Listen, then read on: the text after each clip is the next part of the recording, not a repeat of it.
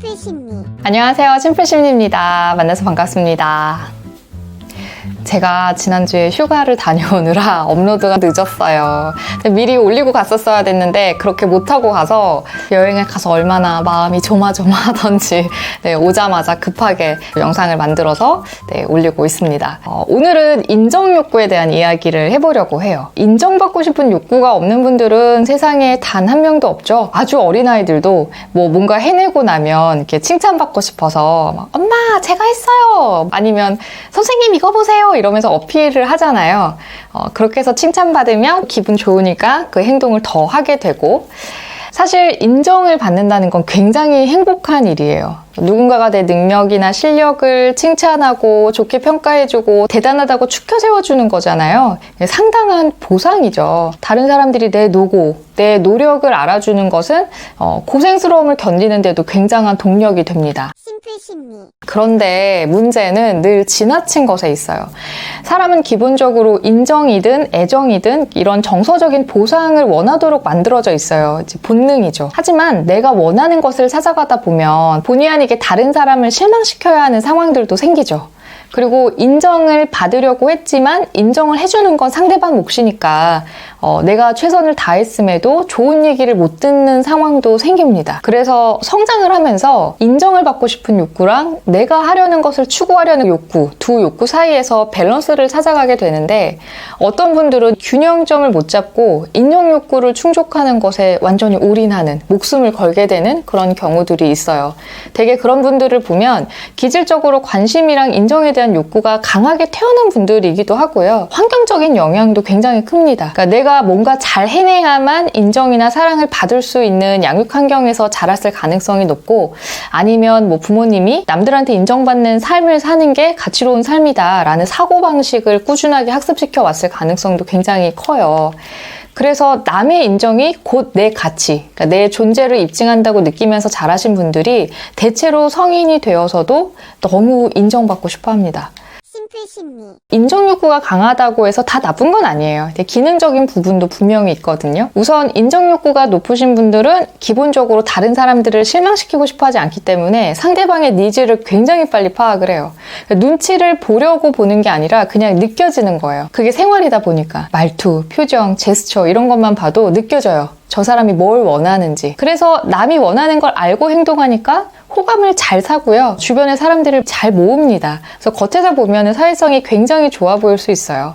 그리고 지능이나 업무 능력 같은 건 분명히 개인차가 존재하지만 같은 능력을 지닌 사람이라면 인정 욕구가 높은 분들이 퍼포먼스가 더 좋죠. 칭찬받아야 되니까 주어진 일을 죽도록 하거든요. 특히 죽도록 하는 중에 칭찬을 받으면 더 죽도록 열심히 해요. 그래서 뭐든 잘하게 되는, 열심히 하게 되는 그런 효과들이 있습니다. 그리고 기대대로만 사라진다면 칭찬받거나 긍정적인 평가를 받는 기회들이 많이 있어요. 이런 피드백을 받을 수 있도록 행동하기 때문에 주변 사람들한테 꼭 필요한 사람, 고마운 사람이 되기도 하고, 이런 행복감을 느낄 수 있는 피드백들을 분명히 많이 받게 된다 하는 점들은 인정욕구가 갖게 되는 순기능인 것 같습니다. 심플심리. 그런데 인정욕구 버려라, 벗어나라, 거기서 탈피해야 된다 이런 얘기를 하는 이유는 방금 말씀드렸던 기능적인 부분들을 해내자니, 이런 장점들을 얻자니 내가 원하는 것, 내 진짜 욕구 이런 것들은 포기를 해야 되기 때문이죠. 인정욕구가 지나친 경우에 생기는 문제들을 살펴보면 우선 첫 번째는 자존감 유지가 어렵습니다. 기본적으로 내 가치를 내가 결정하기가 어려워요. 그러니까 이분들은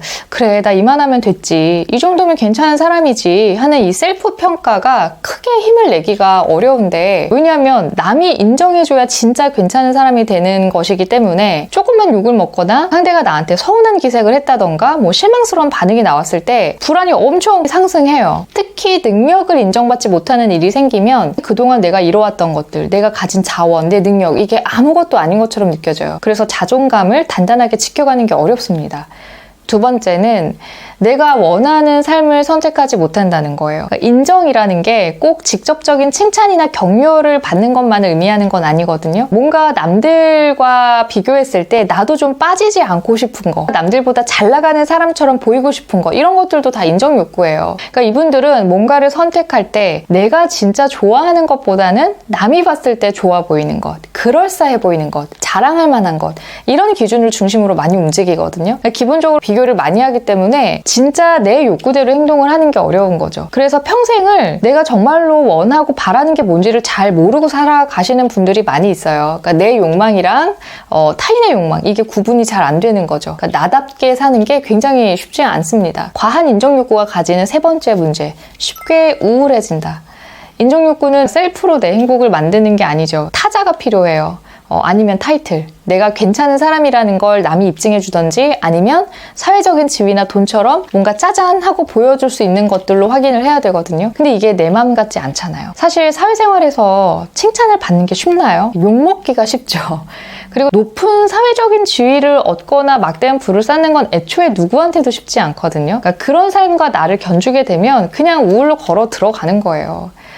그래서 사실은 객관적으로 부족한 삶이어서가 아니라 스스로 평가절하해서 우울해지는 경우들이 많이 있어요. 심플 심리. 성인기가 될 때까지 인정에 목매어 살던 분들이 나를 뜯어고치는 건 정말 어렵습니다. 어떤 부분은 성격으로 굳어진 부분들도 있기 때문에 주변에서 너 하고 싶은 대로 해 라고 말을 한다고 해서 그 말대로 사라지는 게 쉬운 일이 아니에요.